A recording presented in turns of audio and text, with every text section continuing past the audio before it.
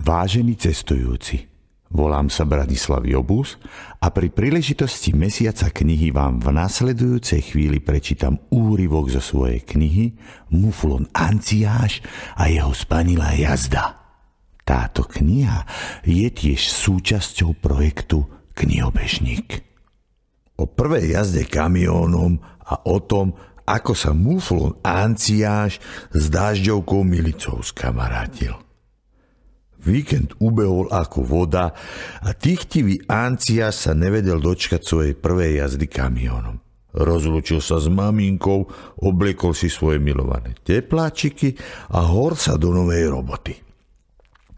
Vyškerený sa hlásil u svojho šéfa a príkazy od neho doslova hltal.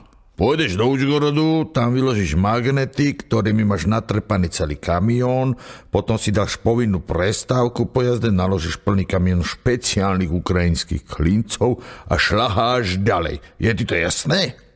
Vysvetlil Anciášovi vedúci dopravy a odovzdal mu technický preukaz od kamióna a kľúče. V Muflonovi to až vrelo nedočkavosťou. Na hrudi mal akoby more, také vlny šťastia sa ním vlnili. Sadol si do kabiny svojho vysnívaného kamióna, kopytkom pohľadil volant a rýchlostnú páku a spokojne sa usmial. Pobockal kľúč a zastrčil ho do štartéra. Dávaj ho na Ukrajinu! Zreval, naštartoval motor a zaradil jednotku. Prvá jazda Muflona Anciáša do zahraničia sa práve začala. Na najbližšej pumpe odstavil vozidlo a páku s volantom si omotal bužírkou, aby sa mu nešmýkalo. Hned bola jazda bezpečnejšia. Anciáško bol pozorný a vo svojich tepláčikoch sa cítil ako vo vatičke. Mestá a dediny sa striedali, hodiny priam leteli, až sa milý Muflon ocitol so svojím kamiónom na hraničnom priechode medzi rodným Slovenskom a Ukrajinou.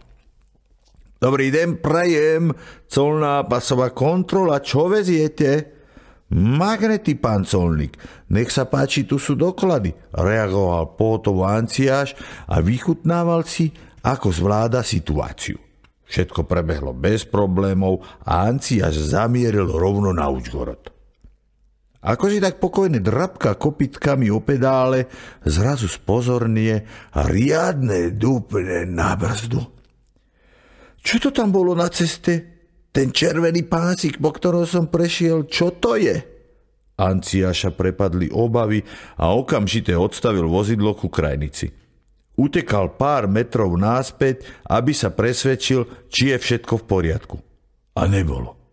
Ten červený pásik bola naozajstná dážďovka, ktorá porušila úplne všetky pravidlá bezpečnosti na cestách a nasmerovala si to krížom cez hlavný ťah na Užgorod.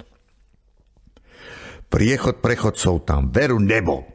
Na Anciáša až mloby išli, keď zbadal, čo sa stalo. Nie, začal panikáriť Muflon a už aj išiel vytáčať linku záchrany 112. V šoku zahlásil doktorovi, čo sa stalo, ale neuvedomil si, že keďže je v zahraničí, doktor mu vôbec nemusí rozumieť. Nešťastnému Muflonovi sa v priebehu pár sekúnd zrutil celý svet a tak dokonale sa mu poprehadzoval rebríček životných hodnôt, že ani sám tomu veľmi neporozumel. Rozplakal sa ako malý mufloník. Čert, je to čert. Asi ved má kopyta. Joj, a aké má rohy? Zatočené na tej veľkej hlave chlpatej. Isto je to čert. Jemný hlások šacoval nešťastného Muflona. Ale veď plače, čert by neplakal. Pane, čo sa vám stalo? Uplakaný Muflon začul otázku a začal sa spamätávať. Párkrát sa zhlboka nadýchol a kopytkom si popretieral uslzené očká, aby videl, čo sa deje.